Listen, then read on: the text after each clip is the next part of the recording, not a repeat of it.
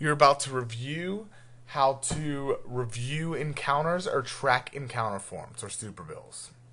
In this system, since it's truly an integrated system, now that the provider has finished their documentation, the patient has checked out, a biller now does not have to spend all that time doing data entry and posting charges.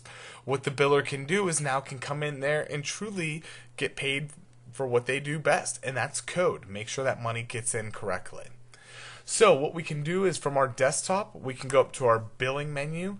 All of our functions in the system will truly be found in billing under this billing tab. What we're going to go to first is we're actually going to go to our track superbills. What this will do is this is going to bring up a list of all of our charges based on the statuses that we search for. I want to see a list of all my statuses that are ready to review. So here's where I can see all my charges that the provider has done and that I need to come in here and check. Each of these encounters or lines has 3 different hyperlinks. The ID will actually open up the charge for us. The visit date will open up the visit note or the chart note, and the patient will of course open up your demographics.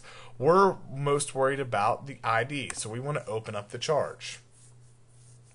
Once we open up that charge, what we're going to see is we're going to see a list of any charges that were actually entered in from the doctor.